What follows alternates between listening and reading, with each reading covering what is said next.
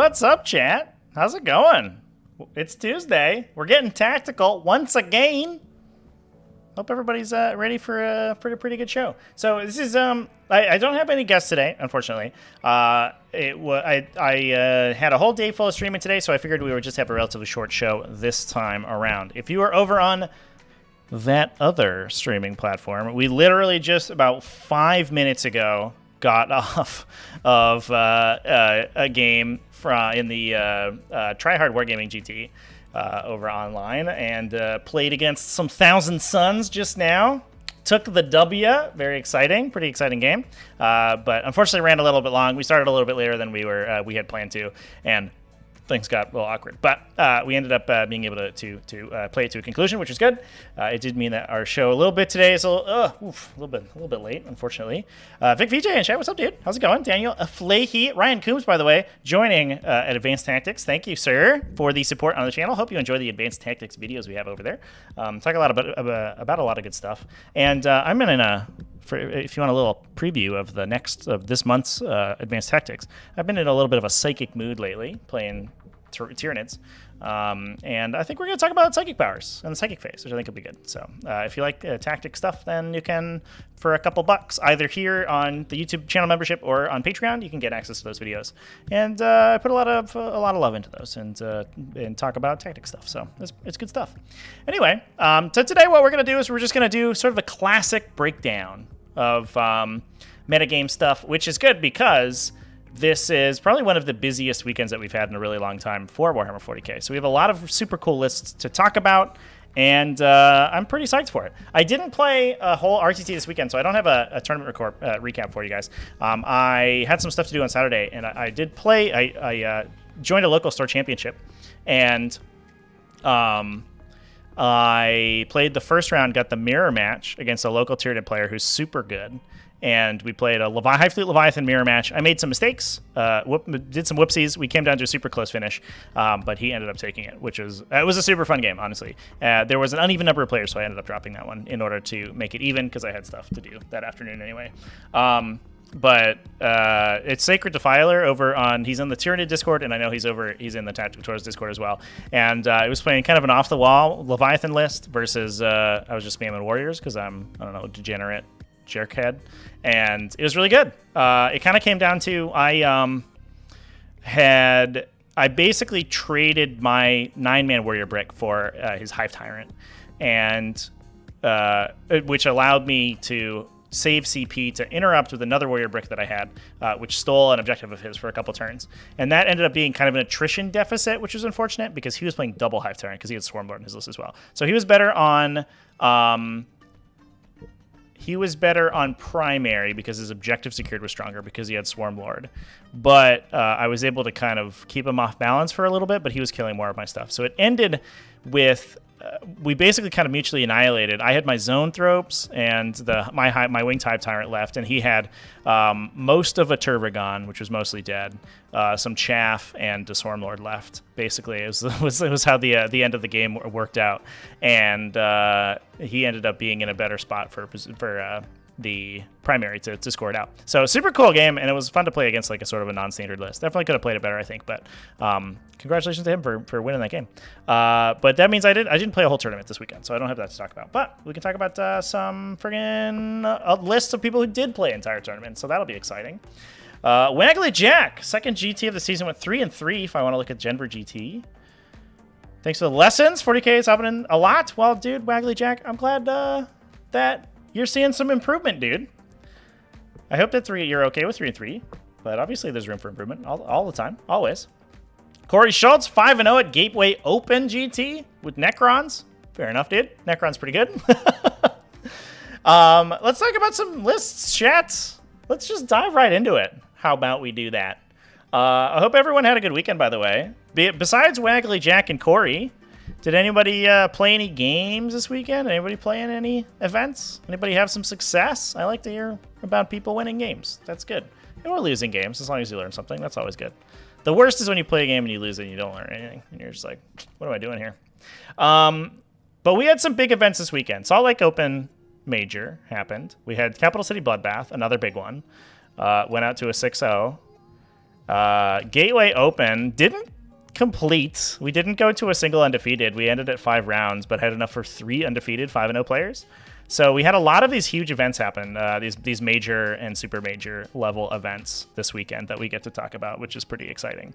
And I guess we can start it off with Capital City Bloodbath with Francois Lalonde. Eric Davidson got squished at Salt Lake GT, 2 for 7. Oh, I'm sorry, man. That's too bad. What was the kryptonite for the weekend? Anything in particular? Adam Downs 3-0 with an RTT. Black Legion against 3 Knights lists. 3 in a row. I can understand that, though. Knights are like, hey, buddy, I'm going to shoot you with a regular gun. And Black Legion, like Heretic Astartes is like, it's like 4+, no rerolls, -1 to wound. You know, maybe no rerolls also on top of that if you like switch into Iron Warriors or something for a turn. You can just be like, I take 0 damage, get out of here. Nids still need a nerf by the look of it. Maybe. I think Nids could do with another, maybe like a light pass. I think some of the stuff in Tyranids is like got hit too hard, but I do think that the basic stuff is like too good. I think you could. I don't know if like Carnifexes deserve to get hit so hard, but I think you could trade like Carnifexes went up like 15, right? You could drop them by 5 and up Warriors by 5, and then like the faction's in a pretty good spot, I think. 3-0 with Necrons, Joey Rexer. Out of 12 people, there were 5 Knights players. Man, it's like Knights players and RTTs, man. They love them. They flock to those. The website is discountgamesinc.com/tournaments, everybody. I'll throw a link in the chat there for everybody. It is a good old website. It's a good resource. It has a ton of... just has lists. It pulls lists from top events, a top list from events, and then you can look at them without having to like parse through the apps and stuff like that. So it just makes things a little bit easier. There's like it only lists for GT Plus events, so you get to like screen out all the RTTs and stuff that normally you'd have to look through, which is a little bit tough. That's true, chat. Carnifexes are the bestest, boys. Carnifexes deserved all the love in the world, because they're so great. All right. Speaking of Knights, we do have Lee Harris, who I know is a Knight aficionado. He's been rocking Knights for ages, and I believe has played on the server as well, playing Chaos Knights. Ended up going first at Salt Lake Open. This cut to top 8, I think. So I don't know who, what the record of these players was, but I imagine we were probably 6-0 or 5-1 to get first place. Because it could have been X and 1 and then cut to top 3, to the top 3 rounds. It has Herpatrax, 1 Desecrator, a bunch of War Dogs, and then another set of War Dogs in a super heavy auxiliary. Okay. So this is the single Big Knight and then War Dog variety, but it's not an Abominant, which is interesting. So I think it is Knight Diabolus and Arch Tyrant. Or Arch Tyrant for Knight Diabolus. War Ponted Hull, I think, gives it a buff against mortal wounds, right? Am I talking out my butt here? Gotta look up all these individual warlord traits too. I apologize, chat. It is a 5+ against mortal wounds, or excuse me, against wounds in the psychic phase. I guess that works against the Grey Knights shoot and scoot psychic power that interceptors have. You can can use that. Plus, you get to deny the witch. Okay, so that's because it's his character, so he's going to try to deny your psychic interrogation. But also, a 5+ against mortal wounds in the psychic phase is a pretty big deal, especially against like we're seeing more and more psychic lists come out to fight Heretic Astartes. And so having some technology in there to protect against that is actually kind of a really big deal. That's a super good warlord trait actually in the current metagame, because everyone's going to be looking to ask that guy a question. He has Blessing of the Darkmaster and Veil of Medregard, so he's got the good invulnerable save and all of the no reroll effects and Trans Hitman once he gets favored. So the Desecrator is probably not dying, which means that you're like super incentivized to take Psychic Interrogation and then just farm off him as he like wanders through the middle of the table. But if he can deny that Psychic Interrogation, that's kind of a big deal. That's why I take a Neurothrope, chat, because the Neurothrope's fucking awesome at Psychic Interrogating. We're going to do a zoom out here so we can read. And then just a bunch of Brigands and Stalkers. Fair enough. All right. So that's some cool technology. I like that. Scott Rumpel. I gotta. Chat, should we try to get Scott Rumpel on the show at some point? Because we keep talking about him, and he always does well with Space Wolves, and we keep talking about it, and I keep saying like, oh, I'm gonna do a video on it or something, and then I just don't do it. I do something else instead. Salt Lake GT was 9 rounds, day 3 cut into 3 pods. Okay, were they undefeated at the end of 9 rounds? Though was the question. Like, so was he X and 1 and cut to top 8 and then 3-0'd, or was he undefeated and then went 3-0 in the final? I just don't know. I unfortunately, I guess without diving into the scores, I don't have any way of knowing.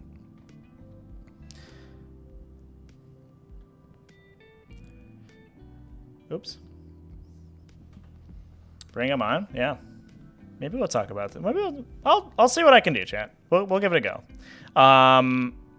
3 units of Wolfguard. This is just the classic Wolfguard. 3 Wolfen packs. 3 Landspeeder Tornadoes. Hell yeah, dude. Assault Cannon multi-melt on those. Are we taking Master Artisans in this list? Survey says we are Master Artisans. There you go. How did I know? All the multi-meltas. Master Artisans plus Whirlwind of Rage. Classic combination. 3 Eliminator Squads. I freaking love this, chat. Eliminator Squads are so strong right now. 75 points. So 25 points a model for a dude with a 3 damage gun. And forward deploy. They're difficult to kill. It's a really long range gun. You can forward deploy, so you can screen really well with them, and you can start out on the table for recover the relics, so you don't have to worry about that so much. Although Space Marines are really good with forward deploy because they have all these incursors. But it gives you like a ton of flexibility on your secondaries or your action secondaries. The awkward part, I think, kind of the anti-synergy in Eliminators. Excuse me. Is so I move my chair around. The anti-synergy with Eliminators is the tension between their special bolter that lets you move after you shoot with it, that the sergeant can get, and the unit size. Because right now, I mean, what you want to be doing ideally is taking that bolter and then keeping the unit really safe, or using it to move aggressively up the table so you can screen really hard. But that basically means that instead of having the 75-point unit that probably shoots 2 times before somebody shoots it back and kills it, you only shoot 2 times a game, or 2 times per shooting phase, but you probably shoot every turn. And you get a little bit of a bump in your maneuverability. The downside is that it like cuts that shot in by 30%. So if you're not using them that way, it's like a little bit awkward. But Eliminators are so badass right now, and especially with Master Artisans, so they can reroll. Oh, finals were a tie. Really? That's wild. For Salt Lake Open? Oh my god. Well, we have to look at that game real quick. Oops. What did I just do? I tried to go to Wargames Live. I went to Warhammer Community. It's like a Freudian slip right there. Salt Lake Open, day 3. There it is, chat. Let's take a quick look-see. Let's take a quick look-see, Daisy, at the finals game here. Big shout out to Wargames Live, by the way. If you haven't subscribed to them already, fucking go do it, dude. It's the best. It's I'll say the best produced 40k coverage that currently exists. I'm biased towards myself when I talk about commentary, but obviously best produced. So it is Scott playing Space Wolves versus Lee in the finals. This is a super sick finals spin chat. Hot damn. Okay, and we were on a recover the relics, so all that forward deploy, super good for Space Wolves. Who went first? Can we tell? Is there a way to tell? Was this player place terrain? Is that what we're setting up here? That's pretty good for Space Wolves, by the way, because they can really chock-a-block the middle of the table, make it very difficult for Chaos Knights to move across, because their stuff doesn't go around the terrain. Plus, those incursors are really strong, and the Eliminators, because you can, like, if you physically, do I have my... Oh, that's not what I wanted to click on. Sorry, chat. If I have my Telestrator on, I do. You can, especially like the last few Eliminator squads, right? You put 3 guys out in the side of the building, you shoot, and then I guess they don't have the double move, so you just have to advance. But you can just put units of guys between the 2 buildings, and then the Chaos Knights can't get through. So if you're trying to protect your guns or your melee like threats from especially the War Dogs getting around and 5 model obsecking your objectives away. I think that's a situation where player place restraints like really favors somebody. So it looks like Space Wolves went first. So they actually cut Chaos Knights by 2 command points. That's pretty brutal. Because Chaos Knights don't have any forward deploy. So if you're in Recover the Relics, they just lose a command point turn 1. And if they don't go first, they also lose this command point turn 2. Oof. That's a big oof right there, chat. That's a sad time for Chaos Knight boys. Lee won all of his games before this first 6. In the first 6 before the cut. Hell yeah, dude. Joe is a one-man machine for sure, dude. Actually, he's a one-man machine and a one-machine, right? Because if you see his streaming rig, it's insane. It's on wheels. Like his computer is too big to like physically carry it. It's on a big case. One time he told me it fell out of his van at one point while he was driving down the highway, and he like had a heart attack, which totally makes sense. Oh, that's not a Las Fusel. I see how it is. Who cares? Doesn't matter. The Bolt Sniper Rifle, actually, I think is way cooler than the Las Fusel, in my opinion. The Bolt Sniper Rifle is one of the coolest guns. So it looks like Chaos Knights like really punched through the Space Wolves really hard. But Primary is basically a wash because it's Recover the Relics. Space Wolves were high on Bring It Down. They took a Mighty Saga, which it looks like got cut a little bit. And Banners was really high.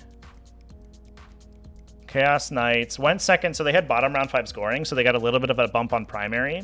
But Storm of Darkness, I've never seen like scored above 9 points if the game is not super one-sided. No Prisoners got cut a little bit. Easily could have made it back on No Prisoners.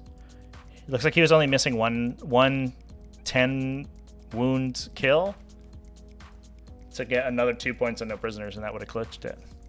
But Raise the Banners High scored high for Space Wolves. Bring It Down scored high for Space Wolves, obviously.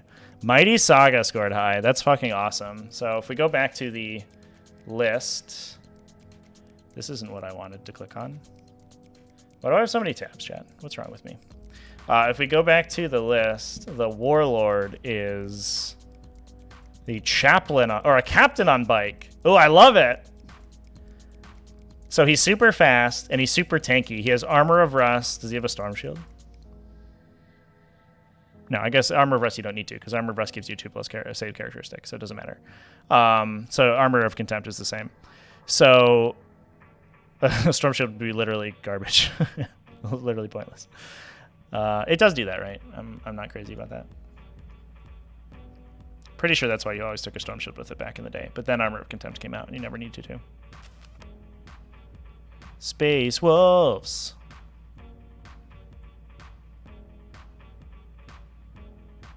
Can't find it. 2+ save characteristic, yeah. So he goes down to a 1+ save with Armor of Contempt. So he's super tough to kill. He's really tough to engage in melee. He's chapter mastered and has Rights of War. So you want to be holding objectives with him because you want to be scoring Mighty Saga. So having Rights of War makes total sense. And then he's up in the front because he's killing stuff. So he has Armor of Rest to make him super difficult to engage into because he fights first against you if you charge him because he makes you fight last. So you fight normal. He picks first. Gets to hit you with a Thunderhammer with exploding 6s. And then can just like score out Mighty Saga. That's actually sick. It's been a while since we've seen the old Captain on the bike, chat, but I see it now. I understand. Plus, he's +1 toughness, +1 save from being on the bike too. So you lose the maneuverability of being on a jump pack, but it's totally worth it. It looks like. Tab Master. There you go, chat. That's me. I'm the Tab Master. All right, chat. Well, that's pretty exciting. We also got some good. Oh, where did my comeback tournaments? Come back.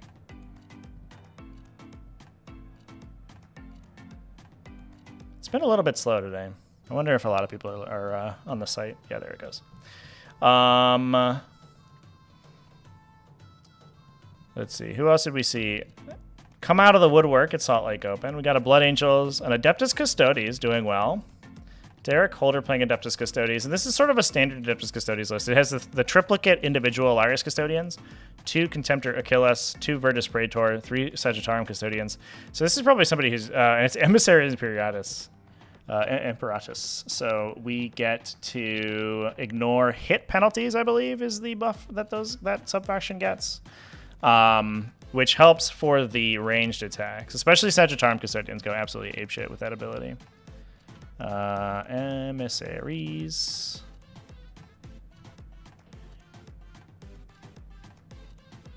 Yeah, any modifiers to hit or wound and or fight first are the 2 traits. Very cool.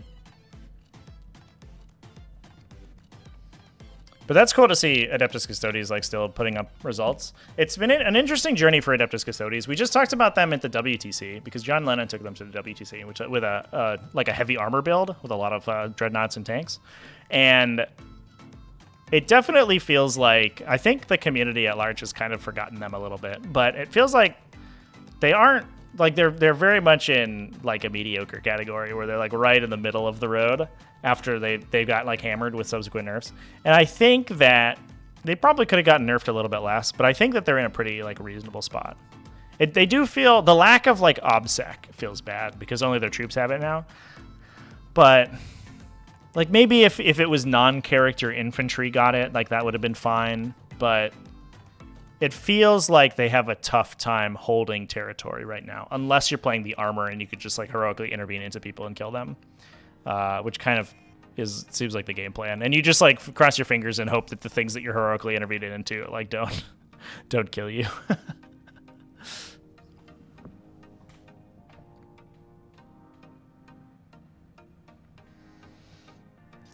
Ryan Coombs, how do I feel about High Fleet Kronos? Do I think Shock Cannon Guard have any play? I don't think Shock Cannon Guard have any play. I'm sorry. Yeah, Hive Guard are just like, they're too expensive for like a pretty obnoxiously underpowered unit. I think High Fleet Kronos is like pretty competitive though. High Fleet Leviathan is definitely the most consistent High Fleet, but if you're, I think that Tyranids are like in a good enough place that you can play outside High Fleet Leviathan and still do pretty well. I think we have some High Fleet Behemoth lists to talk about. This is Matt Evans from Power of the Hive Mind, I believe. He was playing High Fleet Behemoth. There it is. That's the list I was thinking about.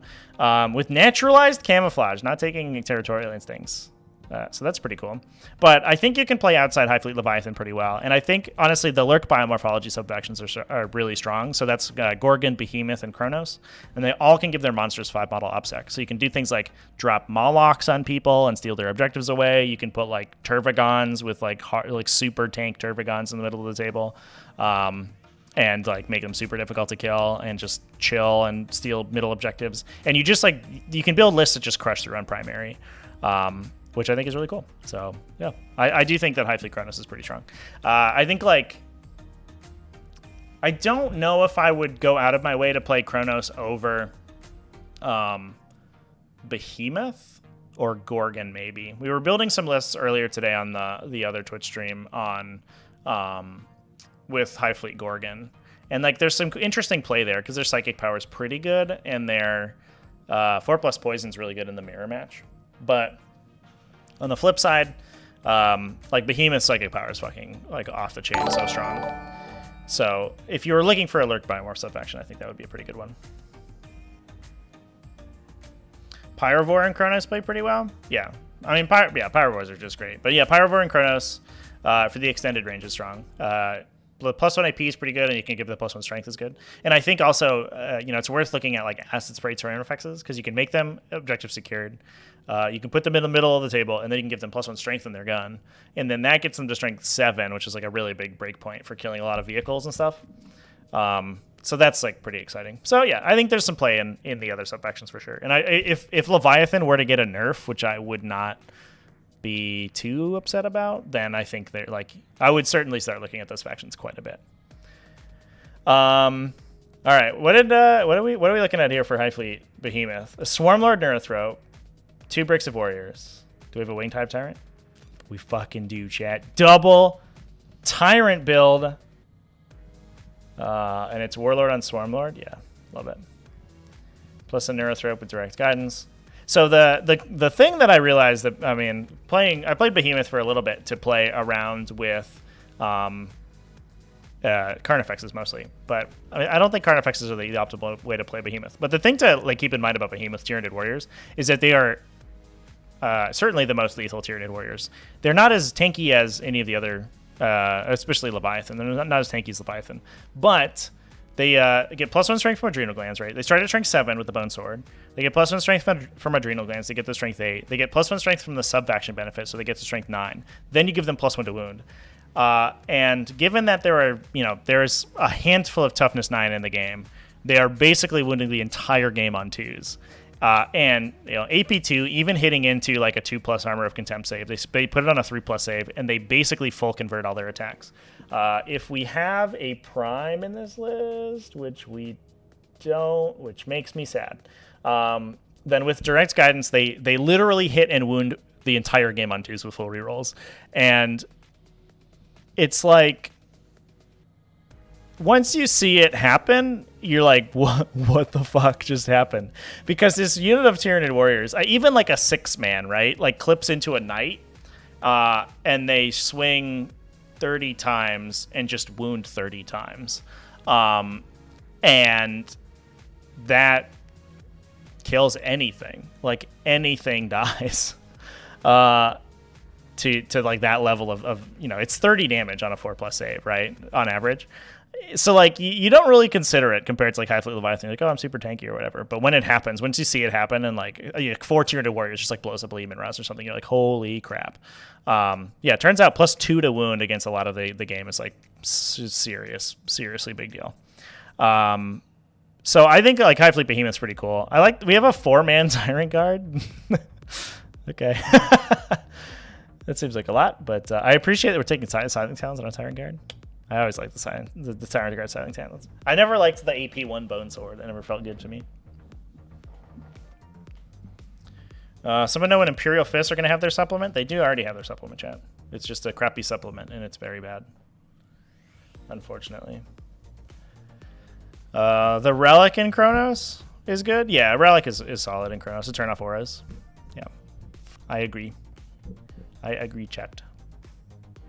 So we also have the big Hormigant brick tier 2. So this, they have a 16-inch before charging, advancing threat range. And then Swarmlord gives them double obsec. So you only need a couple of them to hit an objective, and they take it over. And then we have a big 20 Termagant brick. That's to tank for a Turbigon. That's pretty cool. I actually kind of like that. So that whole combo is 360 points, and it basically holds you the center of the table for a long time. One thing that people have been moving away from is like chaff clearing ranged attacks. Like back in the day, start of 8th edition, or 9th edition, excuse me, there were so many like mid AP high volume attacks out there. You would see Relic Contemptor Dreadnoughts. You would see Talon Masters. Like you would see Land Speeder Tempests, and they would look at 20 Termagants and the entire unit would just disappear. But those weapons aren't taken as often anymore. People are focusing more on the high AP stuff to get through Armor of Contempt. So you imagine like people have been switching out Flamers for Melta Guns, right? To be able to kill Space Marines that are Armor of Contempted, and which means that Termagants are actually not the worst profile ever. Especially once they're protected by like Venom Thropes. Are there Venom Thropes in this list? I would be surprised if there weren't, but it looks like there aren't, actually. Interesting. But once they're protected by Venom Thropes and an invulnerable save that one turn, they're actually pretty tanky. It's hard to kill the entire unit in one go because people are focusing on those high volume attacks. So I really like that. That's a really good example of like an off-the-wall Tyranid list that's like super cool. We also have Richard Kilton, classic orc players, playing some orcs. Triple Knobs and Smashes Squigs. Is this like classic Beast Snagga Boys? Yeah. 3x10 Beast Snagga Boys. 40 Gretchen. 2 units of boys. 2 Mega Knobs Commandos. 3 Squig Hogs. 1 Battle Wagon and 1 truck. So no kill rigs, which is interesting. But it looks like we're just like forcing OBSEC infantry down people's throats and then also following that up with the characters, which is like a mood. I think that's fine. It's probably, I don't know if it's more consistent than the kill rigs, because the kill rigs at least deliver the OBSEC, and this one has the Battle Wagon, which is fine. The battle wagon and the 1 truck. So that's like 30 infantry you can get to people. But at least there are situations where you go second with kill rigs and they just die, and you're like, oh, this is sad. Everything sucks.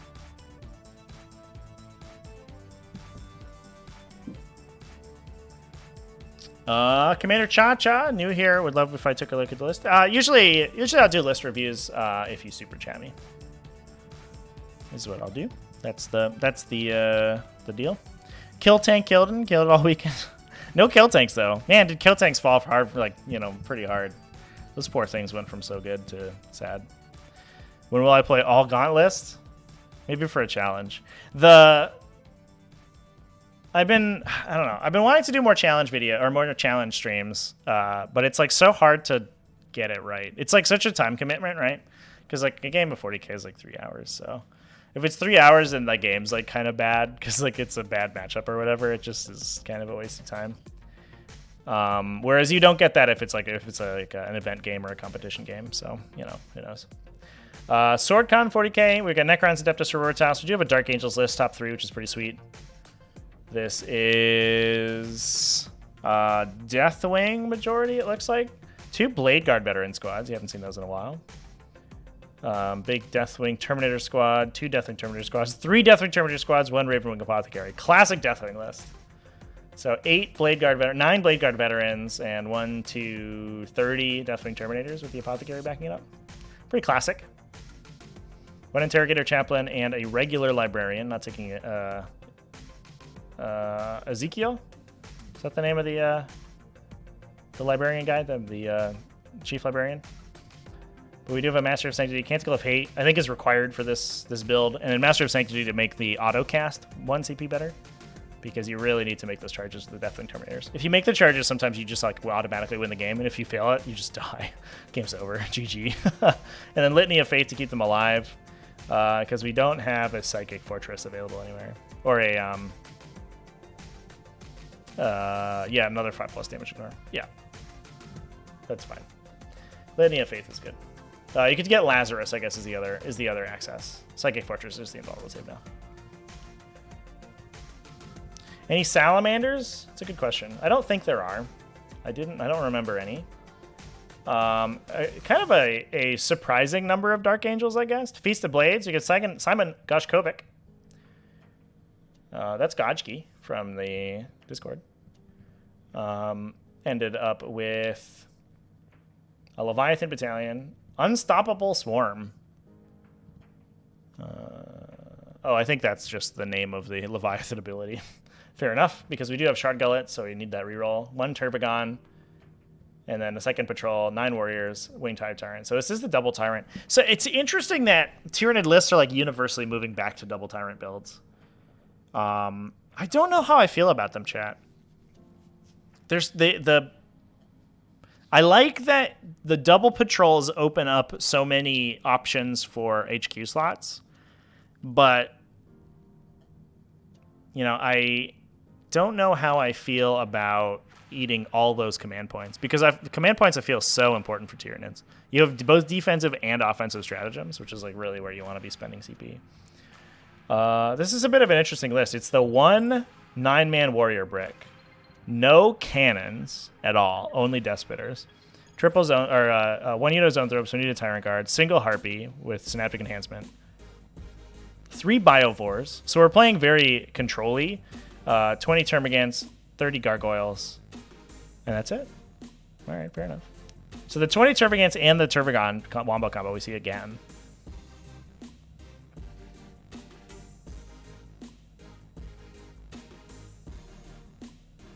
And that's cool. All right, fair enough. These Gargoyles is like kind of a big mood. But clearly it went 6-0, so something to it. 30 Gargoyles. It gives you a lot of fast objective secured, which is super nice, but a unit of 19 feels like a lot. I guess it helps to chain back abilities so that you can maintain Synaptic Link on that unit and like make them stalwart and give them Catalyst from a really long way away. Plus, if you're not heavily armored, they do appreciable damage once you supercharge the unit. You're like +1 to hit, rerolls to hit, and then they still shoot 19 times, and it's fine.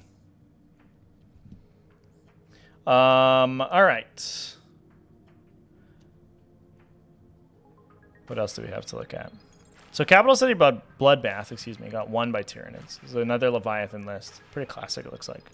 2 big Tyranid Warrior bricks, 1 little Tyranid Warrior brick. Venom Thrips, Zone Thrips, Tyrant Guard, Second Patrol Detachment, Wing Type Tyrant, another small Warrior brick.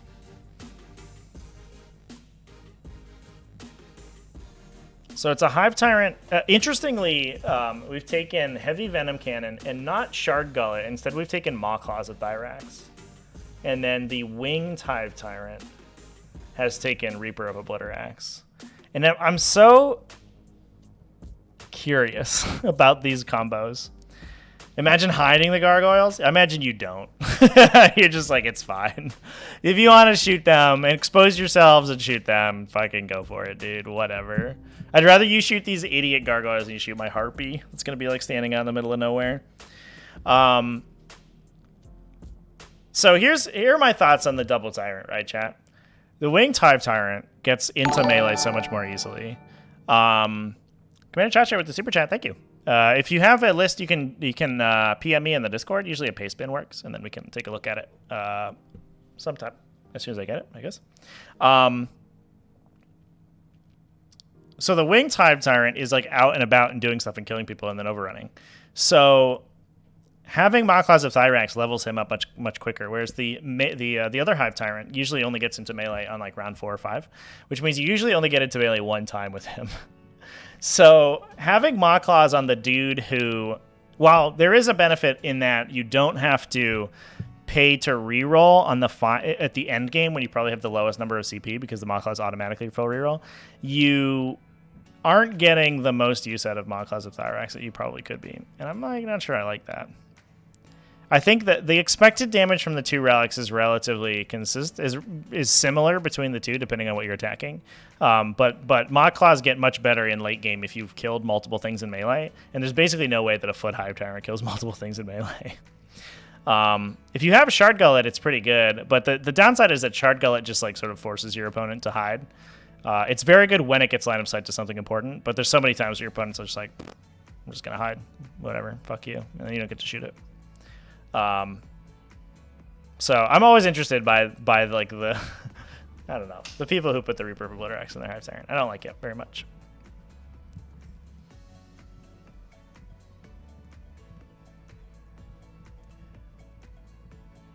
What else we got?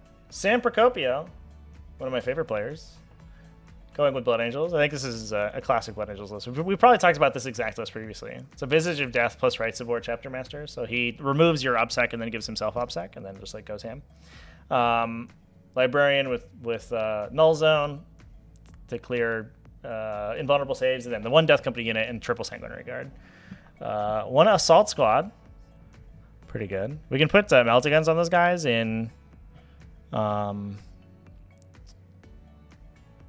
what's the word? Excuse me. Oh, been on too long. We can put Meltaguns on those guys, or in Blood Angels, but it looks like we're not doing that. We're taking Plasma Pistols instead, which does make a ton of sense. 2 Limiter Squads, 1 Land Speeder Storm, and we have some Voidsmen, right?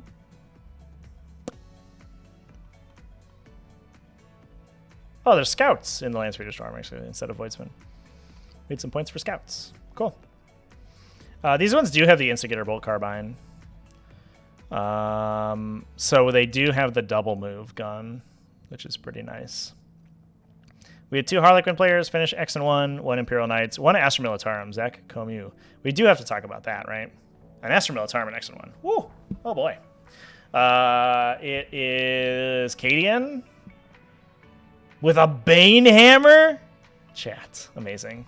These guys did just get a pretty big glow up. They got their Sponson heavy weapons discounted, if I remember correctly. Plus, they got Armor of Contempt and a 2+ save, so they're very difficult to kill now.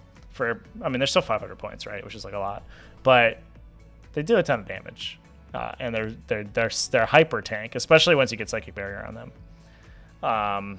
So that's sick. It's Knight Commander Pass. He's one of the big benefits of taking Cadians. You get a 2+ ballistic skill tank commander.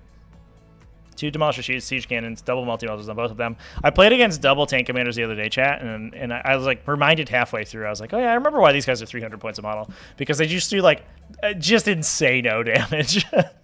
It's like, pew, shoot my Demolisher, reroll number of attacks, reroll hits, take 5d6 damage. I'm like, okay, man, I need you to calm down. The rest of the list falls apart a little bit, but the tank commanders are no joke.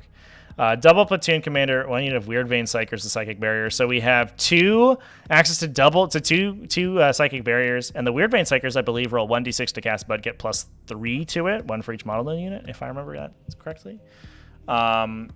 Which means that it's basically just a 66% chance to get off. So I have that mechanic down right, chat.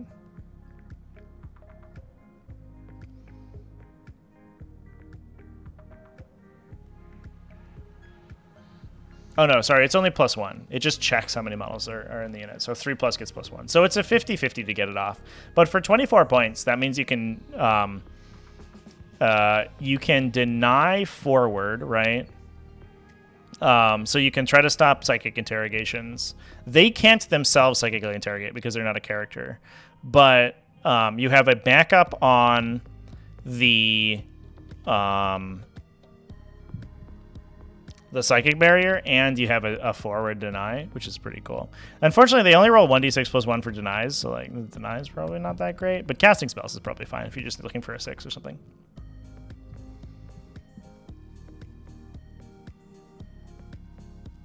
Simon Harris, question for me. You were in the finals of an RTT at the weekend with AdMech versus 10 War Dogs and a Desecrator. Pre-measured throw ranges and hid your army as best you could turn 1.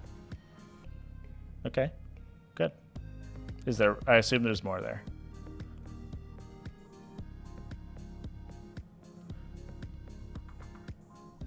Well, this is a cool list, chat.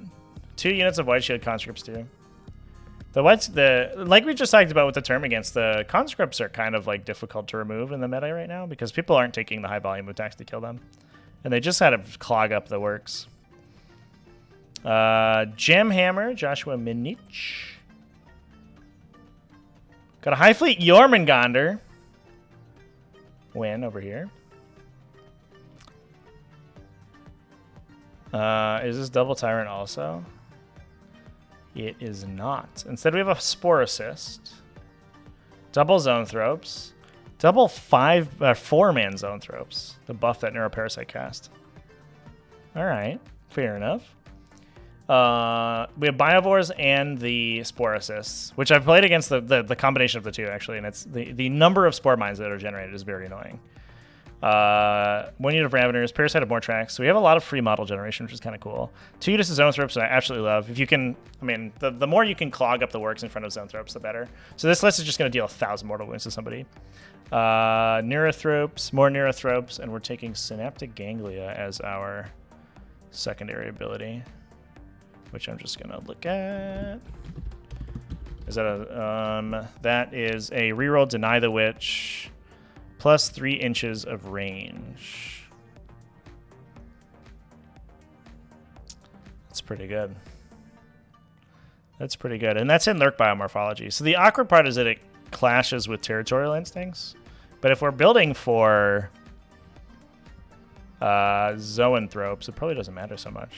I kind of love this list, actually, chat. I'm a little sad we can't... We do have Tyrant Guard. I want this to be a wing type Tyrant so bad.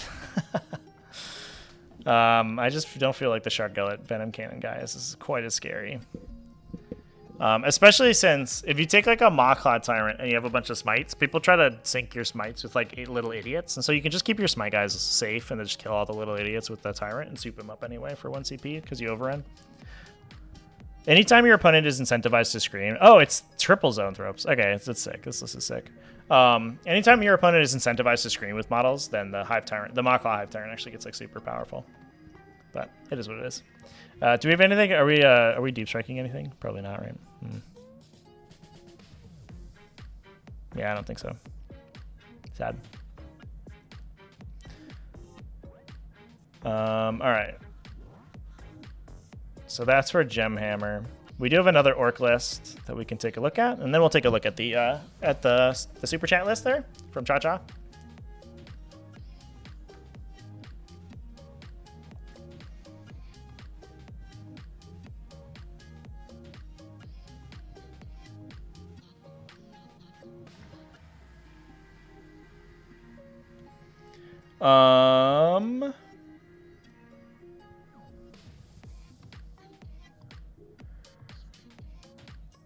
So it's a Goth list. Double Beast Naked Boys, double Gretchen, one big unit of Meganobs, Storm Boys. This is a kill rig list. Okay, fair enough.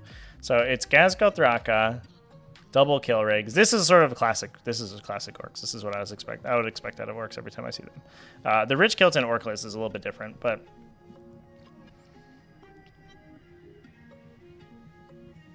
we have a jumper, 2 kill rigs full of Beast Naga Boys, and then do we have a delivery system? Yeah, there's a battle wagon. So you could put Gaskull in the battle wagon. I think he eats the entire, what do you call it? The entire transport capacity, which I think either we're doing that or we're putting the Meganobs inside. I don't know. Actually, can it take Gaskull if they put a hard case on it? I feel like they can't, but it might be the cannon. There's like battle wagons are weird. What a strange data sheet. The transport capacity changes depending on what you're equipped with, but it's not like consistent. Battle wagon can take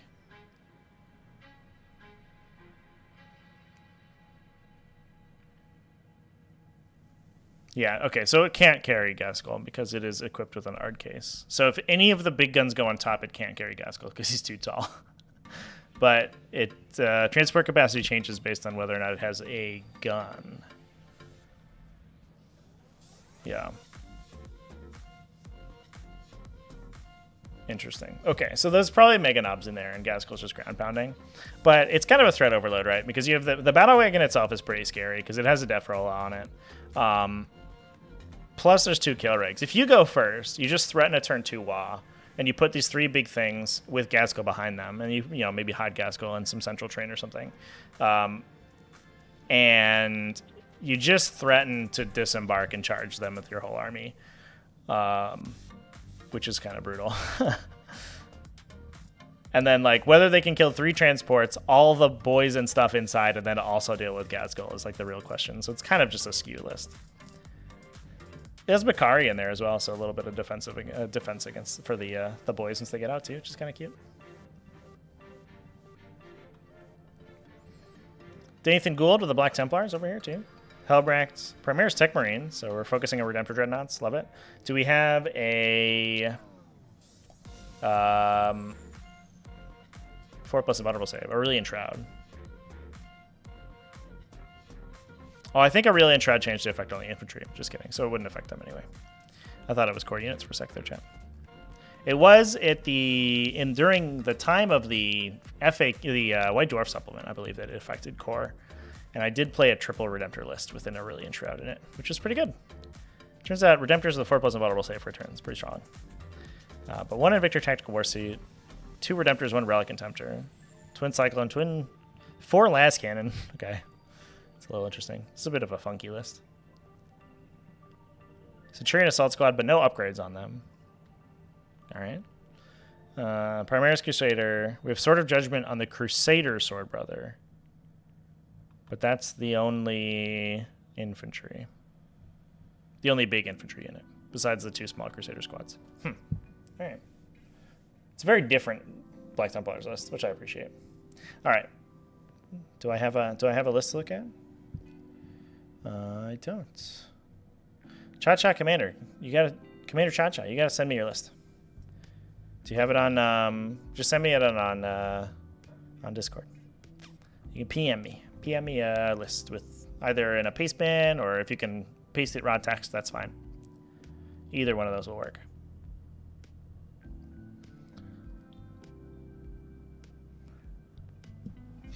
So Simon Harris, he's telling a story in chat here. Went first, or opponent went first, teleported 2 war dogs like Thousand Suns to your flank and started shooting. Asked about threats and spoke with intention during deployment. questioned the strat, and he was adamant. Had to regroup and lost tempo. Rangers, Iron Striders. To 2 War Dogs? Jesus Christ. Turn 2, he teleports 2 more War Dogs again. Yeah, I don't think that's how that strat works. He panics and says, oh, take your models and wounds back. At this point, you've lost tempo and used Doctrinos and given up deployment. What would you have done? I mean, call a judge, right? Like, straight up. Strat puts into reserve, yeah. That makes total sense. Yeah, you call a judge. They probably just give you the game, I would imagine. For sure. Like, you know, there's situations where you can roll back the game state, but if your opponent is using a strat that's like that dramatically wrong multiple times, yeah, you just have to call a judge and they have to decide what to do. Like, it's, you know, it's out of the player's hands at that point because you can't. The players can't like amicably decide what to do there. But I think, as a judge, I would probably give you a game win, for sure. All right, should we move to Gateway Open Chat? Well, Cha-Cha Commander gives me his list. Looks like no Tau in top spots, or Tau no longer competitive. I wouldn't say that. Tau they're not like as sort of busted as they were, you know, 3 months ago or something, but they're still very strong. And if we look, I think even it might just be like there are some very good Tau players. Yeah. So if we look last week, right, we have like Tau Empire 5-0, Tau Empire 5-0, Tau Empire 5-0. And that was 1 week ago, right? So it's not like, I think Tau just took a week off. WTC, Team Australia, Tau Empire player, although most teams have Tau Empire player, that's not that big of a deal. But Tau Empire sort of like crushed it last weekend, and I think that there are Tau is very skill intensive, and I think that it comes down to individual players that are sort of like or that are like banner bearing for the faction, and if those players are at events, then you'll see some good results for them. But if they're not, then you won't. And I think that's just what happened.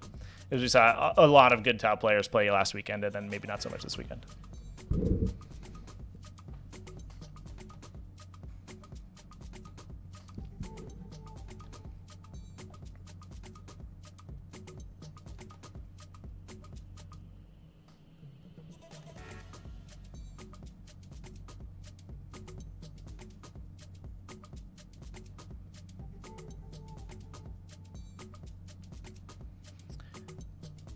So Simon,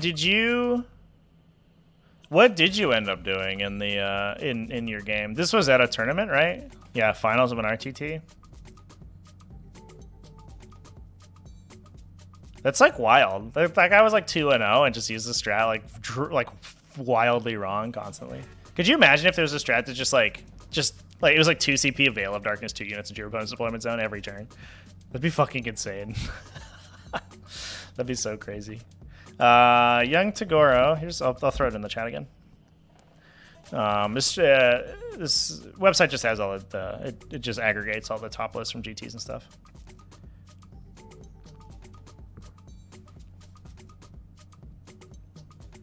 Hey, Commander Cha-Cha has sent me a list. Cool. Let's talk about some Ultramarines. Let's go, Ultramarines. Let's go. All right, we got the G-Man. Very nice. We have an Inquisitor. All right, fair enough. We have an Inquisitor and Chief Librarian Tigurius. Okay. Premier's Tech Marine, triple Redemptor Dreadnoughts, Victory's Honor Guard, Eliminator Squads, Eradicator Squads. We have a Seal of Oath in the Premier's Tech Marine. I love it. And I think that Redemptor Dreadnoughts is probably the way to go. You want concentrated buffs to put on. You want core units that can take the concentrated buffs that Gilliman and Tigurius can give them. So Redemptor Dreadnoughts are very strong. The one thing I think that we talked about Ultramarines quite a bit in our in my talk with Fucini, and I'm gonna have another video out this week that talks about Space Marines. And I have a lot of discussion about Ultramarines in there. But what you want to be doing is making sure that you can Space Marines have like, or Ultramarines have like 3 things going for them, right? It's the characters, which you have Guilliman and Tigurius. It's the what do you call it? The Seal of Oath, which you have. It's great. And then it's the threat of rapid redeployment. And I think that's the one thing that you're missing a little bit, because your list is going to be a little tepid. Like, things are kind of slow. You also, oh, you do have a Rites of War. That's good. Hey, there's a kitty cat. Can I see if my cat cam works, chat?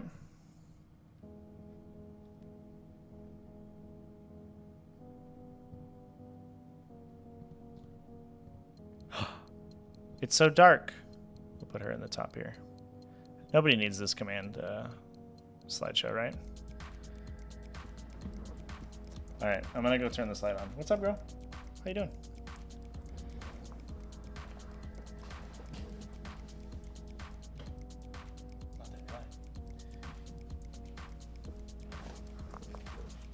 All right, there's a kitty cat up here for everybody to hang out with.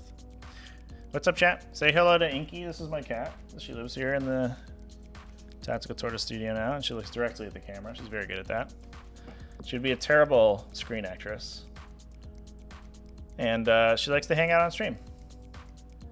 Yeah, that's my computer. How's it going? There you go. Aw. I think she was in a couple of videos, but I haven't really introduced her too much. We've had a couple games as well on the Twitch where she's hung out the entire game, and so we just had a sweet cat camera going, but here it is today. Anyway, that's kind of fun. All right, so we're talking about Ultramarines. So I think I like to have forward threats as an for Ultramarines. So I like to have Invictor Tactical Warsuits, I think. I don't know if I would go over Redemptor Dreadnoughts with them, but I would certainly consider them in addition. I'm not sure what you cut.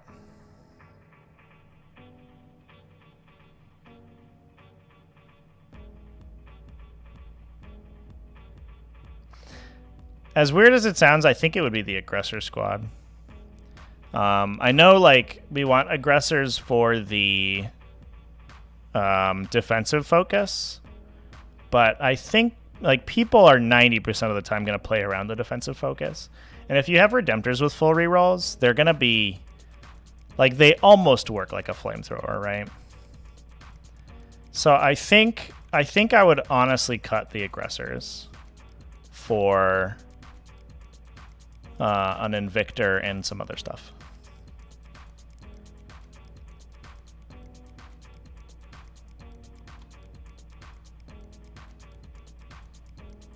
Yeah, the Victrix Honor Guard are good. The Eliminators are good. Incursor, Infiltrator, Intercessor is fine. Troops loadout.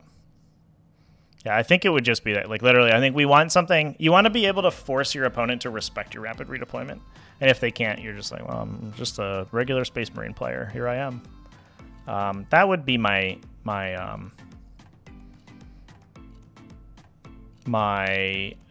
we got suggestion. Tell me about the Inquisitor too. Is he just a psychic interrogation guy?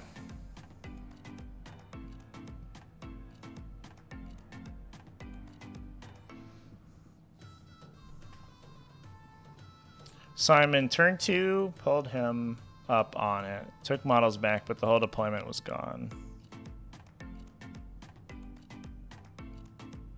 Would have had to re-rack because he would have screened rather than had to reposition.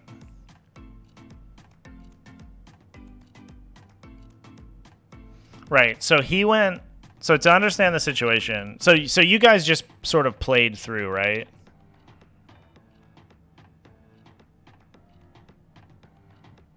Which is kind of awkward. So you...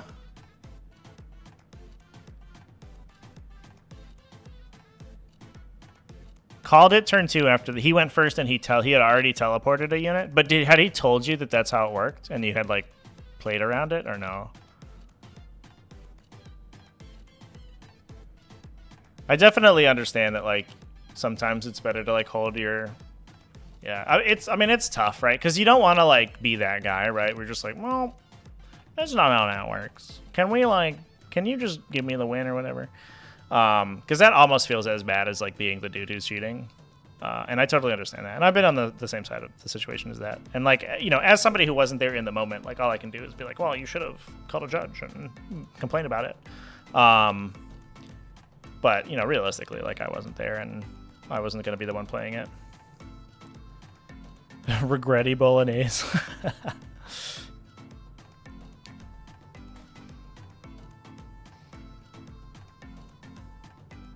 Inquisitor farms CP and secondaries. All right. Yeah, I mean, it's fine. For 60 points, I mean, like, you can't really go wrong with the Inquisitor for sure. So I think, yeah, I think the one thing I would do is play around with that Invictor Warsuit. Because you also have the Tech Marine, right? So the Invictor Warsuit already, like, has a buddy in the list. So if you, like, go second and pull him back, you get rerolls on the Redemptors because of Gilliman. And then the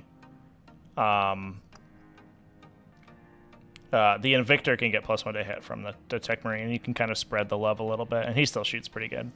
But then if you go first, he can blow something up. Or he can force your opponent to screen really aggressively, and that gives your Redemptor something to shoot at, which is like like if your opponent is also playing forward deployers, and you're threatening an Invictor drop, like turn 1, you're just like, here's an Invictor.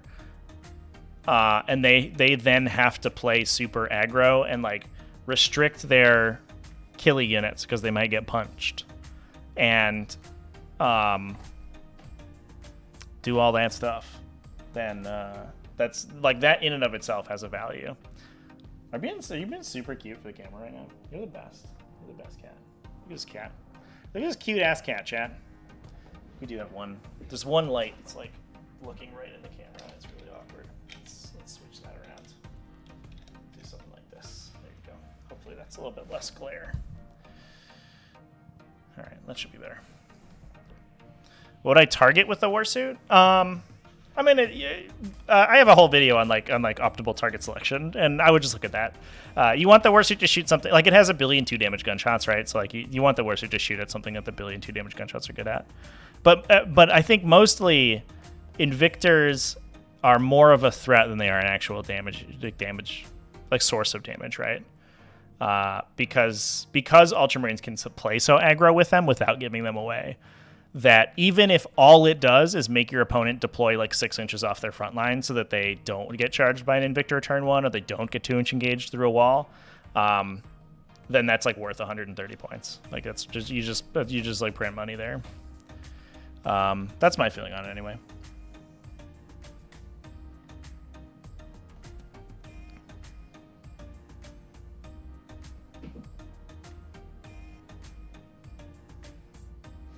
Yeah, Simon Harris, dude. Absolutely. I feel for you, man. It's like it's a tough situation, right? You know, because as much as, like, you know, sitting behind a camera or whatever, we can be like, oh, cheating's bad, and always be, you know, be vigilant of, like, what your opponent's doing and double check their strats or whatever. Like, once you're at that situation where your opponent's, like, doing something wrong and you're like, now, you know, ball's in my court now. You know, it's tough, right? It's super tough, and I totally agree with that. I'm as much as it might sound from me talking a big game on live streams or whatever, I'm, like, not a confrontational person, and I imagine, like, I would be in an equally awkward situation as you. But yeah, I think one thing that for the 40k community does need to, like, sort of get better about is using judges as a resource and not as, like, a punishment, because there's like a section of the community that believes, like, a judge call is like a stick you use to beat your opponent with, and that's not the case. Like, judges are there to resolve problems with you, and, you know, that's a problem that the players can't resolve. And it's the same, you know, even if it's anything between a rules misplay or a, you know, sportsmanship issue or just something that you have trouble measuring, right? A judge is there to be an adjudicator, to be an impartial third party. So, like, just use them, you know. I've called judges for all sorts of stupid shit, and the 40k community, like, doesn't like to do that, and I think they're just wrong about it. What are you doing? Oh, you're gonna come. You're gonna come hang out on my lap. You're sad that I'm not paying attention to you and I'm paying attention to the camera instead. All right. Well, here's Inky. There she is. She's coming to visit the stream. What's up? I love how you look directly in the camera, you little silly goose. Does the ruins do the ruins double as a cat perch? They don't actually. She doesn't like to go onto the model shelves. I think because I have too many models there, but I really appreciate it. She's a very conscientious cat when it comes to model safety, which I am very appreciative of. Right? You protect the models? Can you call a judge to fetch you a coffee? Yeah, you'd be like, Judge, I can't play my game appropriately by the rules because I'm too sleepy. Can you get me an energy drink?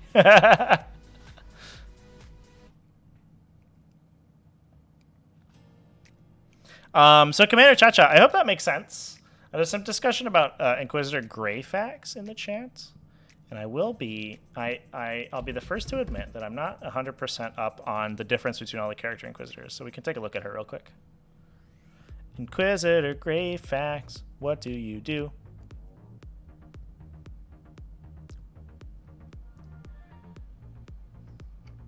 Inquisitor Greyfax, we were having a discussion about her in the Discord the other day because it looks like she's going to be the commander for the Imperium Commander deck for Magic the Gathering for 40k.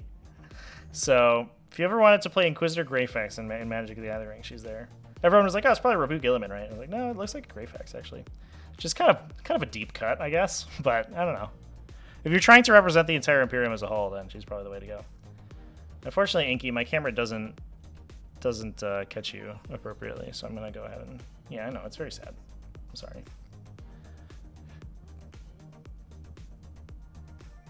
So she's 1 cast 2 deny. This cat is about to knock some stuff over. All right, no, off the desk. One thing that she doesn't do is she doesn't respect the desk very much. She respects the miniature tables, but desks are like, hey, there's a bunch of drinks on here I'd like to knock over onto all your electronics. Oh, thank you, Inky, you're the best. Yeah, 2 deny is pretty good. And she has +1 to deny. The downside is 30 additional points. And I guess like if you drop an aggressors for an Invictor, then you have some extra points to spend and you could upgrade. But for 30 more points, it's like, But +1 to deny is very good. It is. Yes, she also saves you a command point because she doesn't, I mean, you can't spend the strat on her. So that's kind of nice. So the Ultramarines aren't like really harding for command points, to be fair. But more is better, I think, generally speaking. Hyped for MTG 40k? Yeah, I know. Some people some folks in the Discord and I are like might pick up MTG Commander decks and like play some guns, or play some games, play some guns. Sniper Mortal Wound Gun too. If you shoot Psychers, right? Whatever. I mean that's fine, I guess, but it's not that exciting. Most of the sniper abilities are overrated, I'm gonna be honest.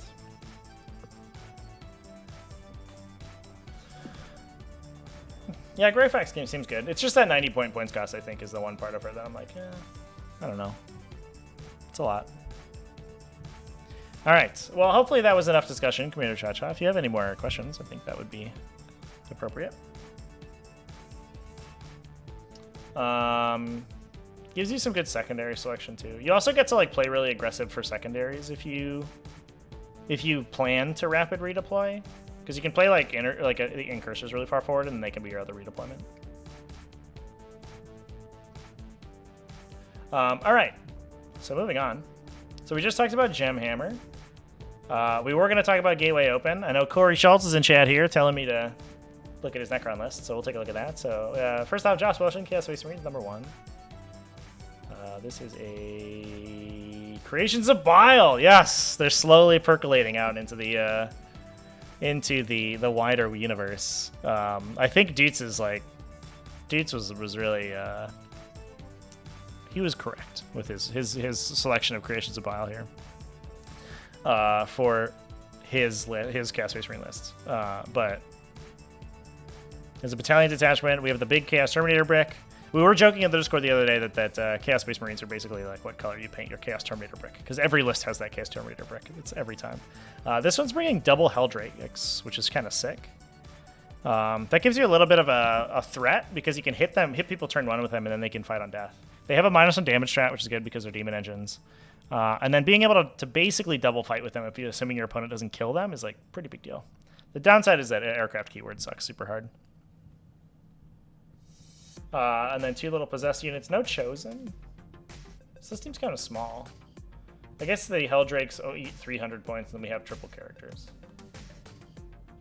Yeah, all right. Fair enough. All right, I'll bury the lead a little bit here. We'll talk about Blood Angels first. This is a little bit different than the other, San Procopio list that we talked about. It's a Sanguinary Priest. This wombo combo is pretty classic. Armor Indomitus, so you can like Angel Sacrifice him. Commander Dante, Sanguinor, very cool. +1 Death Company, Sanguinary Ancient with Wrath of Ball, so the additional movement banner, and triple Sanguinary Guard. Double Assault Squads, no vehicles, but double Death Company. So we're kind of like all in on the Death Company secondary, or we're further in on the Death Company secondary. So you get, I believe it's 4 points if the Death Company kills something, and then 1 point if they die. So that each Death Company squad should get 5 points, and then worst case scenario, you can, or best case scenario, you get another turn of activation out of them. This one's rocking 5 Inferno Pistols. So that gives you, if your opponent's really tough against charges, that gives you a little bit of an additional threat. Because you can Forlorn Fury and then move regularly and just shoot 5 Inferno Pistols into somebody. I like that a lot, actually. That's really cool. All right, Corey. Tell me about your Necron list. What do we got going on here? Mefrit Dynasty. Good start. 2 units of 10 Death Marks. 2 Doom Sights. I think I've played against this list. Oh no, there's a Monolith. Just kidding, I haven't. So it's TSK Monolith Tesseract Vault. It's a standard super heavy detachment. So the yeah, I know, Chad. It's the 3 Sanguinary Guard in a Blood Angels list. What a wild time. Which means that the Monolith and the Tesseract Vault get your sub-faction abilities. And Mefrit is the extra range. Do I have that correct?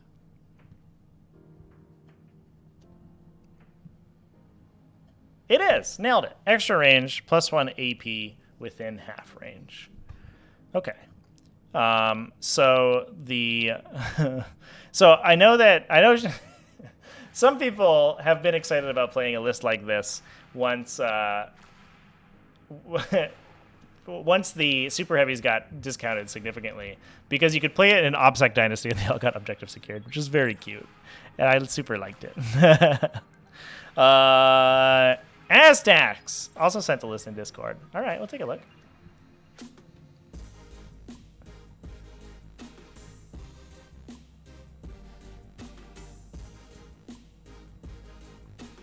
I will get into a. We'll take a look at it this after in Discord. Wanted to know what you think about it. Thank you.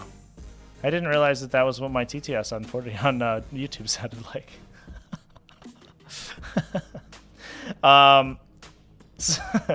So Monolith. What do we have on the Monolith this time around?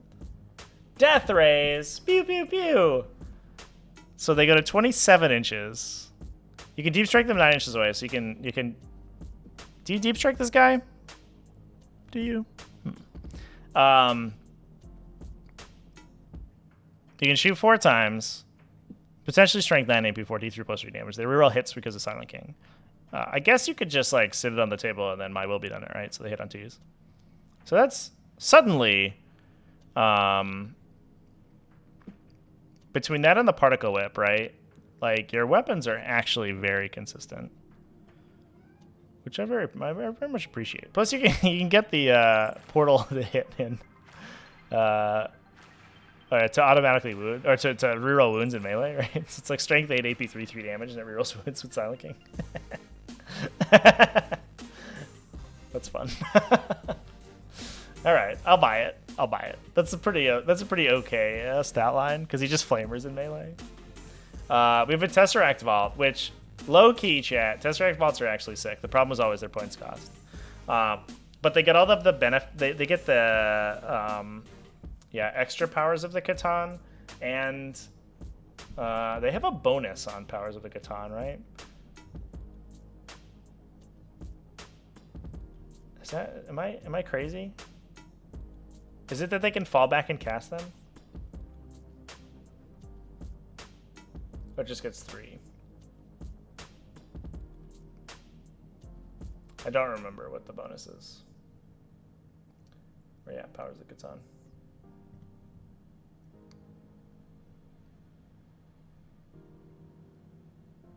Oh yeah, they have an additional ability. Yeah, so it casts 3 with an additional ability. So this thing is just like fire hoses mortal wounds. That was the thing.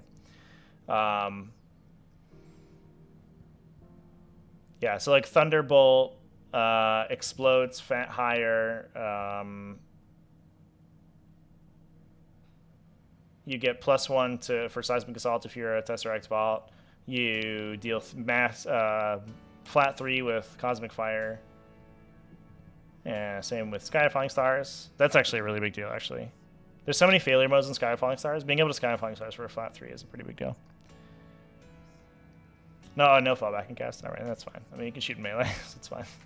It's whatever. The biggest downside of Tesseract Vaults that I found anyway is that you actually can't fit them in some deployment zones. So I think it depends on your...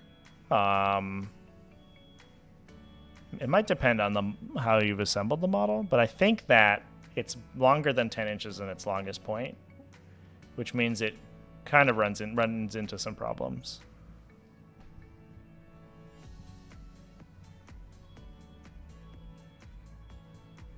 Can you like...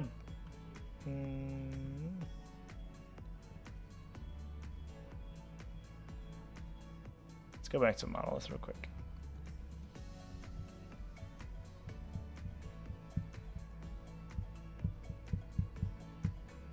Yeah. Interesting. So that's cool. I'm glad to see the super heavy list like doing pretty well. So there's also the double doom size, 2 units of death marks, which are good at just like board controlling, because like it's really tough to get deep strikers on them, right? Because you can hunter from hyperspace into a Silent King's Aura, and then you just like attack a bunch of times. But yeah, I don't know. Seems pretty good. Are you veiling the Tesseract Vault? Sick. Yeah, that seems good too.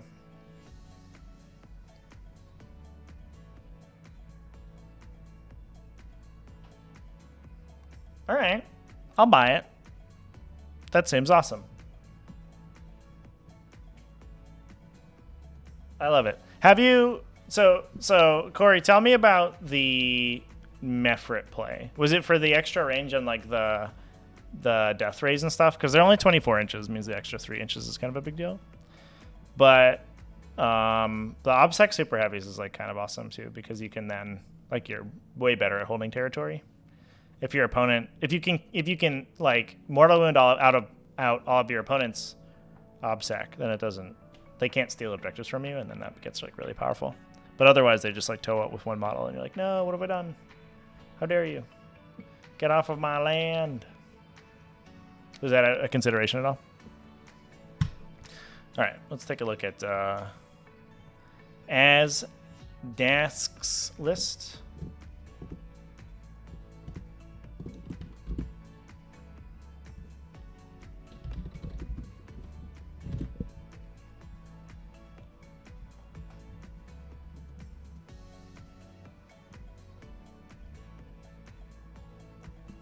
So we got some High Fleet Gorgon energy.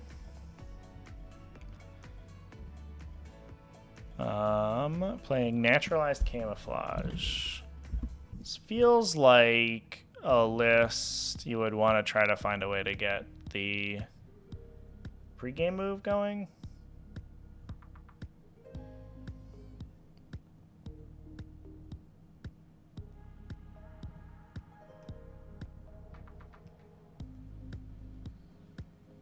Synaptic goading, excuse me.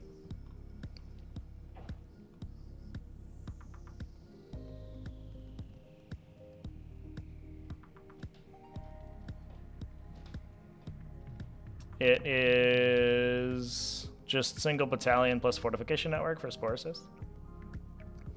So we have Biovores and the Spore Assist. So we have a lot of Spore Mine generation. 2 zones, love it. Yes, please. 3 Venoms, sure, seems good. Turbogon, Neurothrope, Direct Guidance, and Resonance Barb with Catalyst. Plus Swarm Lord.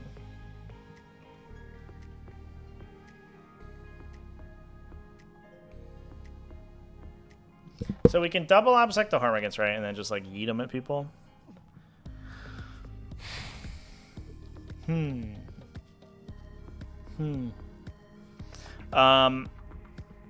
I do like it in Gorgon because you get the... So what we've taken is additional 1 to armor saving throws if you're in cover. So they go to a 3+ save in cover, right? Because they're base 5+. Yeah. Which is like fine, I guess. But I'm not sure I'm that excited about it. It's kind of conditional and it doesn't affect like the majority.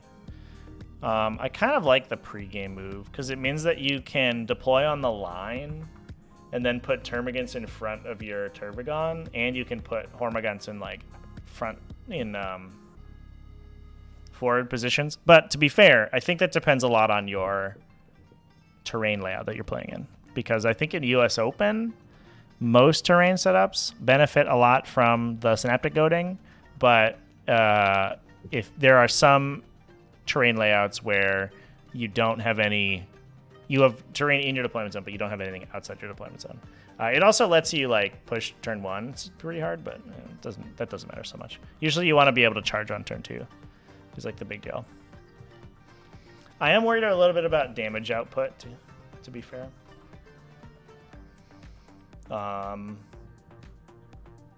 Because we have it's like basically all of our points are in stuff that comes up the table, right? There's 60 Hormagaunts, 10 Gargoyles, 20 Termagants, the Spore Assist, and the Biovores are all basically just board control, and the Parasite of Mortrax. I think, honestly, I might just take a Winged Hive Tyrant over Swarm Lord. Do you have Tyrant Guard? No. The Winged Hive Tyrant gives you like a problem solver, and he does a bunch of damage himself without actually exposing himself, which means he's just like, if you can hold table space with the rest of your army, then the Winged Hive Tyrant can kill your opponent's entire army by itself. And I think that's like a fine place to be. So it's like, it sucks you don't get the full rerolls from Swarm Lord, but you have direct guidance, right? Like, I don't know if you need direct guidance plus full rerolls. Like, hitting on 3s, rerolling 1s is like probably fine anyway.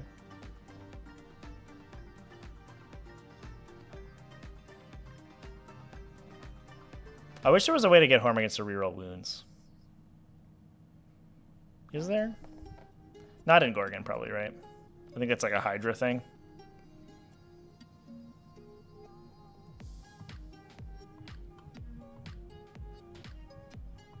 Hydra is reroll the wound roll, yeah, against smaller units. Damn. Because what I want to do is attack a billion times and then do mortal wounds on 6s. But with the psychic power. But I don't have there's not a great way to do that.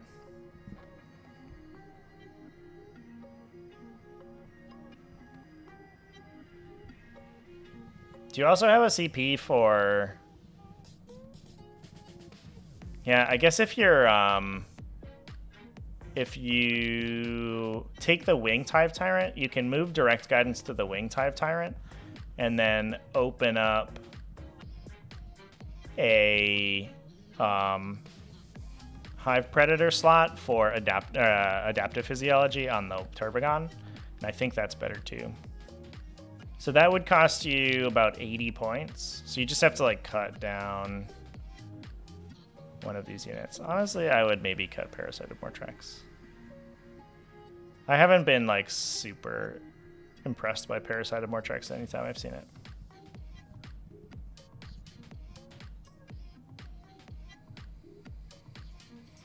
I might also be like wildly biased in favor of the Winged Hive Tyrant, to be fair.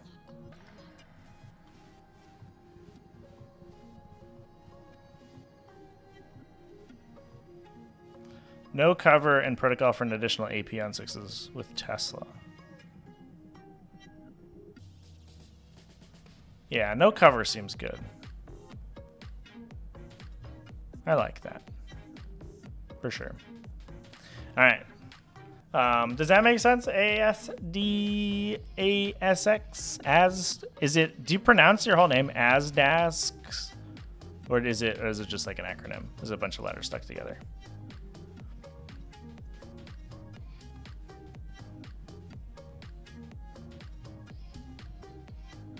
I kind of like Sporocysts. I should play more with Sporocysts. They feel kind of, I don't know. They also feel terrain dependent, which I'm a little bit worried about, but it is what it is.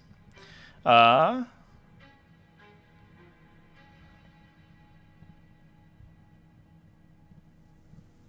right, let's go back. Where were we?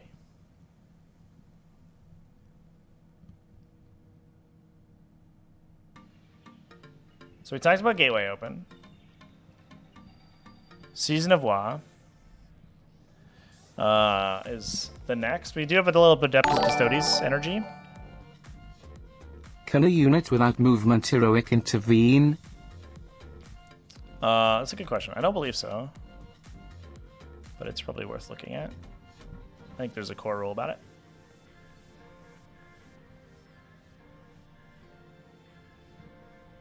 Take a quick look-see.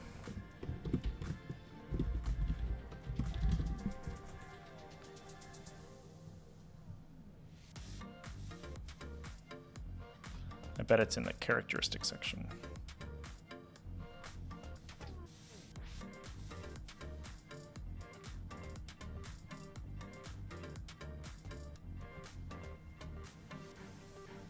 So this is like it's a model with a characteristic of a dash, right?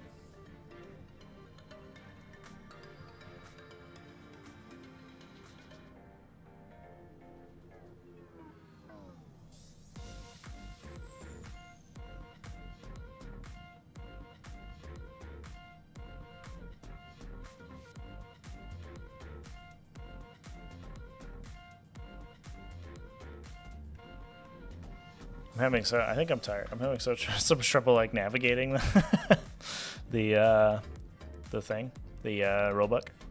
I wonder if there would be a rule on the data sheet regarding that.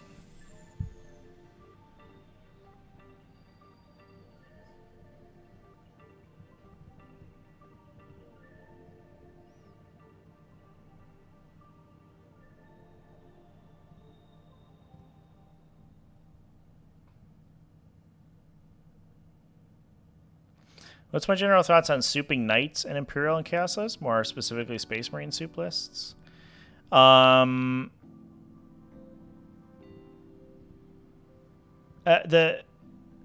problem is that they eat command points, right? I think that's the biggest issue for Space Marines.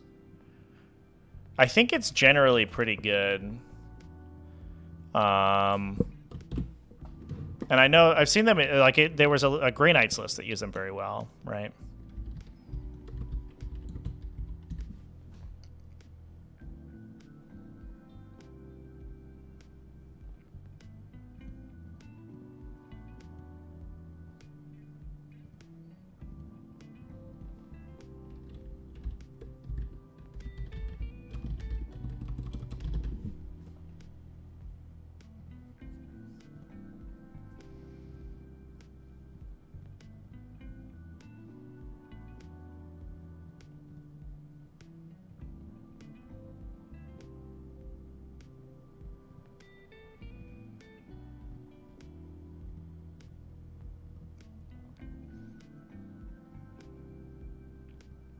There's a good question about dash movement characteristics in heroic intervention chat.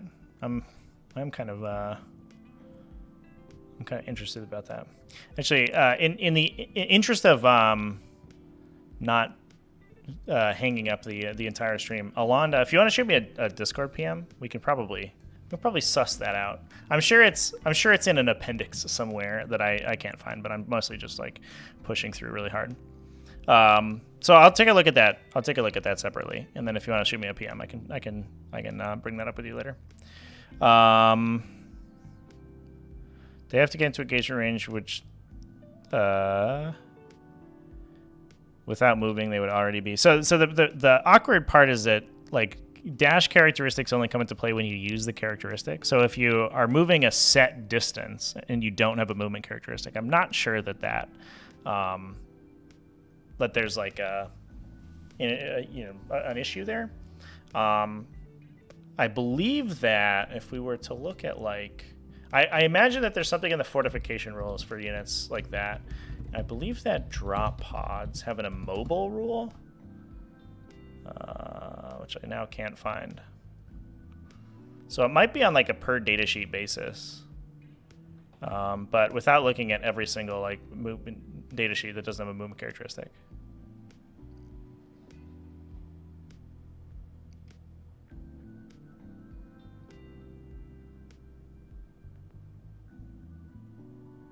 Oh, they don't, I guess. That might have been an 8th edition thing.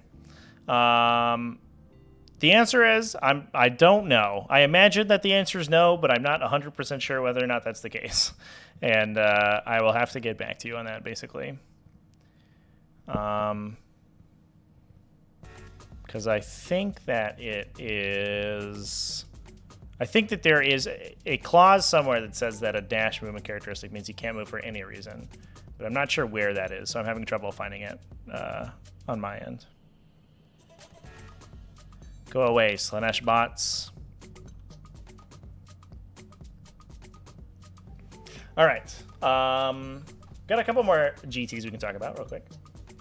So we wanted to talk about some Adeptus Custodes. We have a 4-in-1 Adeptus Custodes list from Season of Law. This is, it's interesting to see, like, these are classic Adeptus Custodes lists, and they're coming back into the 4. 3 units of Versus Praetors, a Vexillus Praetor, the Vexilla Magnifica, so -1 to hit. 2 units of 4 Custodian Guard, 1 unit of 3 Custodian Guard, Shield Captain of Dawn Eagle, Trajan Valoris. Classic stuff. Interesting, it is interesting that we're seeing these lists sort of come back into favor. This one was won by Tyrannid. So far, we've had... This is a Leviathan Tyrannid win, right? We've had a couple of those. But we've also had Jormungandr and Behemoth win. So Tyrannids like have a lot of solid builds available to them. Tables and Towers had 3 Necrons. We had a 5-0 Necrons with Obsec Dynasty. Pretty classic. Catan Shot of the Void Dragon. Triple Scorpion Destroyers. Double Tomb Blades. 2 Doom Scythes, Silent King. Pretty stock standard. Not too much to see here. We did have another 4-in-1 Orcs. Joseph Brannon, and this is a W4GT from Kulikon. That's some pretty cool ones. So we have a Speed Freak mob coming back into play. Big unit of Def Comptas. It's for attack out of the sun, so they still have like old school Encircle the Prey basically, so they can bounce in and off the table. Oh, it's from the datasheet section. Yeah, I think that is what I'm looking for there, chat. If a model has a movement characteristic with dash, it's unable to move? Yeah. Okay. Well, that would do it. So the answer is yeah, no, you cannot heroically intervene. Because heroically intervene is a 3-inch move. So there you go. Easy peasy. John T with the save. Thank you, sir. You can just message me personally in Discord. That's fine. I take PMs. But John T is answering our question here in the chat. Thank you, John. You're the best. Love you. All the different kinds of buggies in this one. So it's a real dragster over here. It's a real car show. 3 boosted basses, 3 Megatrek Scrapjets, 3 Wreckatrek Squig buggies, 3 shock jumps, 1 unit of Warbikers, 2 Wazbomb Blastojets. Only 1 Warbiker unit, so that's the only objective secured in the army. Just hoping that we don't have a lot of dense cover for the most part, I think. Then we have a Ravenwing Dark Angels list. 2 units of Black Knights, Bike Squad, 2 Landspeeder Vengeances, 2 Thunder Strikes, 2 Dark Talons, 1 Talon Master Samael, and a Ravenwing Champion. Very cool. I played against a similar list that Animator played against me the other day. I was playing Tau. And that list is pretty good. I think I like it better than the Deathwing style of list because it is more aggressive. So like sort of balls in your court to deal damage to your opponent. And that's better than the Deathwing style list where like you're just sort of crossing your fingers and hoping your opponent doesn't have what it takes to kill you. So now that once you're playing more aggressively, you know, you have the initiative in the game, whereas Deathwing is just like sort of moving 5 inches and hoping for the best, which is a little bit awkward. Hammer of Wrath GT is the last one we'll talk about. We do have a Death Guard 4-1, which is pretty exciting. We saw Death Guard, a lot of Death Guard at 4-1, I think. No 5-0s quite yet, but they're slowly getting there. I think we could see maybe a little bit of a points cut to Death Guard, and I think they would be in a very good spot. And it might be that if Nurgle demons can get taken, or if the cult-specific demons can get taken in the cult codexes, it might be that we see like a resurgence of Thousand Suns and Death Guard, where they get a really, a second wind, effectively. But this one's bringing a Demon Prince, Malignant Plague Caster, a bunch of Plague Marines, triple Plague Marines, quadruple Plague Marines. Do we have any rhinos for them? 1 rhino to keep 1 alive. 1 unit of 5 Death Terminators, Biologist Putrefire, Foul Blightspawn to keep those guys safe, and a Tallyman. 1 unit of Poxwalkers as well. So it's also interesting that most of these lists are just sort of ground pounding a bunch of dudes across the table. We do have the Toll Contemptor combo, so Relic Contemptor with the Twin Volkite Culverins and the Tallyman with Toll Keeper to explode 6s on them. But that's the only shooting in the list beyond just like Blight Launchers on these guys, right? Oh no, Melt-A-Guns on the Plague Marines. So moving towards the more aggressive Plague Marine melee list, away from the shooting from that Plague Crawlers would give you.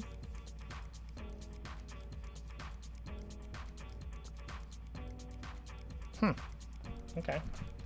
I wonder if the terrain plays into that a little bit. Because I think the shooting Death Guard is, in my opinion, is the most effective Death Guard. But if you have good terrain, if you have like player place terrain, and you can give yourself good cover for the slow Plague Marine units to get to the center objective, and plus you can buy a turn with the Poxwalkers, because the Poxwalkers can like do chicanery to get to objectives, and you have a Rhino, so you can like put a Rhino in the middle of the table, make your opponent deal with it for a whole turn, and then hopefully by that point the other Plague Marine units have gotten close enough that they can fight you. Narcomat ran 20 Plague Marines, 60 Plague Marines, still figure the balance. Well, that was 40, right? So that feels like the balance. Rumor is that you can take 25 points of demons if you're Chaos Space Marines, but they all have to be from the same god. World Eaters have to take Horn, Death Guard have to take Nurgle, Thousand Suns each. And Emperor's Children would be Slanesh. Boosh. I like that the Emperor's Children abilities in the Chaos Space Marine Codex, all of the other cult-specific units have like abilities that call out their Legion sub-faction, like supplement, and Emperor's Children just don't because they're like awkwardly still regular Chaos Space Marines. It's always been a little bit weird. Just give them a supplement, guys. How come World Eaters are getting a supplement? Stupid World Eaters and nobody's ever been excited about. Whereas like Chad Emperor's Children don't have one. Emperor's Children's so strong. All right. Well, that's all the lists, chat. I'm flagging a little bit. I think you can probably notice. So I'm gonna go ahead and wrap things up here. But thanks everyone for watching. Hopefully I answered everybody's questions and the list reviews were appropriate. Boris Poletave. Do Parasite of Mortrax or Deathleaper have space in regular meta? I think they're fine. Honestly, like I wouldn't go out of my way to include them. I like Deathleaper more because I think she brings something to the table that Parasite doesn't, which is that she's untargetable in terrain, so you can hide. But like honestly, for 100-ish points, depending on which one you're bringing, either 120 or 80, plus a command point, plus like what's one of your warlord traits, the CP feels so strangled in Tyranids as it is. I have trouble fitting one into a list. So, I don't know. I think they're fine, but I don't love them personally. I think it's like a personal preference thing. I think I would I like Death Leaper over Parasite just because you run into situations, especially if your terrain is bad, where being able to tow something and tow an objective and be untargetable is like a huge, super duper huge deal. But like I literally, I can remember probably 2 or 3 games where I straight up, I was playing on bad terrain. I straight up won because Death Leaper is in my list. And Parasite of Mortrix doesn't do that. But Parasite of Mortrix does actions better, so, you take it or leave it. Should you take 10 gargoyles instead? It depends on what else is in your list. If you don't have anything else that's fast and can take, like, table space and put banners and frontline objectives, then the gargoyles are probably good. But if you already have, like, 10 or 20 gargoyles in your list, then 10 more aren't really going to make a huge difference. So it depends on how fast your list is. If your list is generally very slow, then taking 10 gargoyles is probably good. But if your list already has a bunch of fast stuff in it, then it's fine. All right, chat. I'm going to go ahead and log things off. But thanks, everyone, for watching Tactical Tuesday. I appreciate it. Hopefully, we had a good discussion today. Thanks, everyone who super chatted. Really appreciate that, too. And I'm going to take a nap because I am falling apart right now. I've been on too long. I have games scheduled every day for the rest of the week. So check me out on Twitch, and you can hang out over there. We're also going to do some sort of hangout streams at night, I think tomorrow night and Friday night. That will probably be, if I hazard to guess, probably 7 or 8 U.S. Eastern Time. We are being sponsored by Epic Games to stream Fortnite, which is kind of exciting and fun. And I think we'll make it just kind of a hangout chat. So if you want to come and talk 40k, and I don't know, we might get some viewers in if some viewers want to play Fortnite. That'd be fun to do some some team games. That's going to be the game plan. So that's what we're going to do tomorrow night and Friday night. And otherwise, we just have games on the normal streaming time, which is 2 p.m. U.S. Eastern. And it's going to be awesome. So, yeah, dude. Friggin' tactical, dude. Yeah, keep it tactical, everybody. Yeah, and have a super duper good rest of your week. I hopefully see you on Twitch. So